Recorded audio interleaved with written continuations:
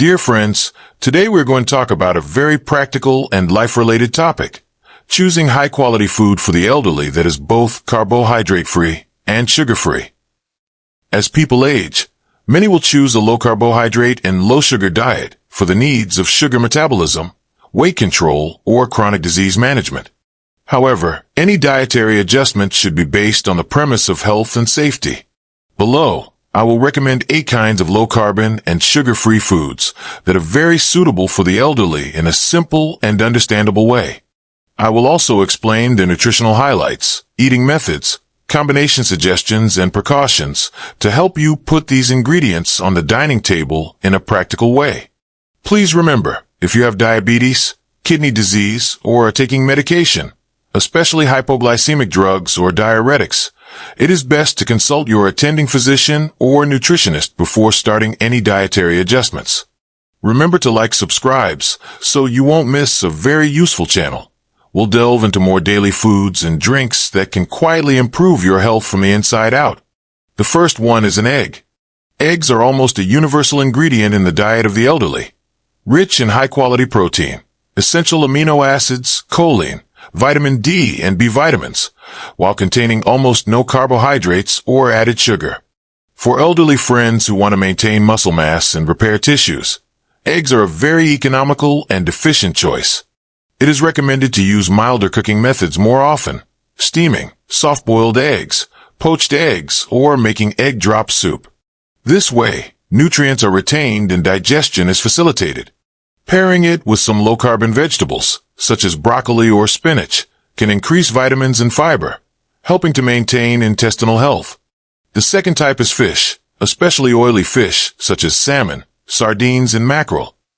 Oily fish are rich in high-quality protein and long-chain omega-3 fatty acids, EPA, DHA, that are beneficial to the cardiovascular and cerebrovascular systems, and they do not contain carbohydrates or sugar themselves.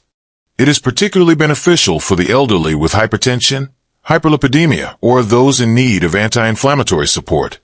When cooking, it is recommended to choose roasting, steaming, or slightly frying, and avoid deep frying and excessive seasonings. Eating fish in moderation 2 to 3 times a week can not only supplement essential fatty acids, but also provide vitamin D and minerals. If you are taking anticoagulant drugs, please confirm the dosage and risks with your doctor before eating fish rich in omega-3. The third type is lean meat and poultry, such as skinless chicken breast, turkey, and lean beef. These meats provide complete amino acids, iron, zinc, and vitamin B12, all of which are very important nutritional sources for the elderly to maintain muscle function and prevent anemia. Peeling and fat-reducing cooking, such as clear stewing, roasting, or stewing, can minimize the fat burden while ensuring protein intake. It is recommended to cut the meat into small pieces that are easy to chew and pair them with steamed or boiled low-carbon vegetables and a small amount of healthy fats, such as olive oil or avocado. This way, it is both delicious and easy to digest and absorb. If there is impaired kidney function and the total amount of protein needs to be restricted, please follow the doctor's advice for adjustment. The fourth type is seafood, shellfish, and crustaceans, such as shrimp, scallops, and clams. This type of food is high in protein, low in carbohydrates, and rich in minerals and certain fat-soluble vitamins. It is very practical for the elderly who want to supplement trace elements, support thyroid function, or enhance immunity.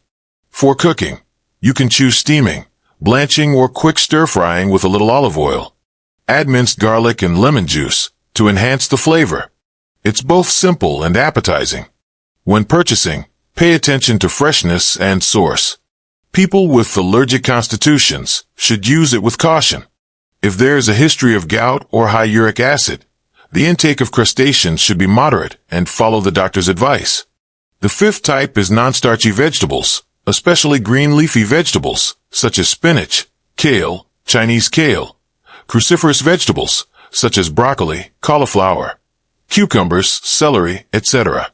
These vegetables have extremely low carbohydrate content, high fiber content, and are rich in vitamins, minerals, and plant compounds, which help maintain digestive tract health, provide antioxidant protection, and support the supply of trace elements. For the elderly, vegetables can be stir-fried, grilled, or stewed in soup. They can also be finely chopped to make warm salads, minimizing the addition of high-calorie sauces and sugar. If taking anticoagulant drugs, the intake of vegetables rich in vitamin K, such as kale, should be discussed with a doctor to avoid mutual influence of the drugs. The sixth type is healthy fat sources, such as olive oil, avocados, and some nuts. Note to choose low-carb, sugar-free plain nuts like almonds, walnuts, and Brazil nuts. These fats not only provide energy, but also help with the absorption of fat-soluble vitamins and support the functions of the brain and cell membranes. For the elderly, moderate intake, such as a small handful of unsweetened nuts every day, or a spoonful of olive oil in cooking, is more effective in stabilizing blood sugar and providing a feeling of fullness than large amounts of carbohydrates. Nuts should be chewed up before swallowing to prevent choking. For those with severe dental problems, they can choose to grind them or use avocado to make sauce to mix with vegetables. Note that nuts are high in calories. People who are controlling their weight should pay attention to their total calorie intake. The seventh type is the fermented and high-protein, low-carb options in soy products, such as tofu, lactone tofu, firm tofu, and dried tofu. Tofu is rich in high-quality plant-based protein and contains no or almost no digestible sugar. It is a good choice for those who want to reduce carbohydrate intake while ensuring a sufficient source of protein. Tofu can be cooked in various ways. Steaming, making soup, stewing with vegetables, or slightly frying are all suitable. For elderly people who need a low cholesterol diet, soy products can be a healthy alternative to some animal protein. It should be noted that some processed soy products may contain added sugar or salt. When purchasing, check the ingredient list and try to choose natural soy products that are low in sodium and sugar-free. The eighth type is fermented dairy products and substitutes, mainly sugar-free yogurt, Greek sugar-free yogurt, and a moderate amount of natural cheese. If lactose intolerance is present, lactose-free or plant-based sugar-free substitutes can be chosen. Natural yogurt and Greek yogurt are rich in protein and probiotics without added sugar, which is beneficial for the balance of intestinal flora and digestive function. The intestinal health of the elderly often affects nutrient absorption and immune function. Moderate consumption of sugar-free fermented dairy products can bring benefits. When purchasing, please pay attention to choosing products marked "No sugar added" and avoid those containing jam or additional sweeteners. For a smoother taste, you can add a small amount of fresh blueberries or crushed nuts to mix and consume, or use natural sweet substitutes with the doctor's permission. In addition to individual product recommendations, there are several simple dietary combinations and cooking tips that are important in actual operation. First, ensure an even distribution of protein. For the elderly, distributing protein to each meal within a day can better support muscle synthesis and repair. Second, consume healthy fats reasonably to increase satiety and promote the absorption of fat-soluble vitamins. Use an appropriate amount of olive oil, avocado, or nuts as a source of oil for seasoning or mixing dishes. Thirdly, consume more non-starchy vegetables to obtain fiber and trace elements, which can help stabilize blood sugar and maintain intestinal patency. Fourth, pay attention to the intake of salt and processed foods. Try to eat less high-sodium pickled products and sauces containing hidden sugar. Fifth, the cooking methods should mainly be steaming, roasting, stewing, and boiling, with less frying and pan frying, which not only reduces oil but also retains the original flavor and nutrients of the food. When having meals on a regular basis, you can refer to the following. For breakfast, start with a boiled egg, a small amount of sugar-free Greek yogurt with crushed almonds, and a few slices of avocado. For lunch, I chose steamed salmon with broccoli and mixed celery, drizzled with a little olive oil and lemon juice. For dinner, you can have lean beef stewed with tofu and grilled cauliflower, or a clear stewed shrimp and spinach soup with a small amount of stir-fried mushrooms. For snacks, it is recommended to have a small amount of unsweetened nuts, or choose a small handful of low-carbon chopped vegetables with sugar-free yogurt dipping sauce. Drinking water and sugar-free hot beverages, such as light tea, are also very important, as they can help maintain fluid balance and promote metabolism. When purchasing fresh fish and meat, give priority to choosing products that are available on the same day or can be frozen and repackaged.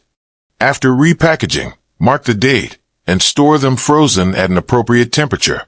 Try to buy fresh vegetables in season.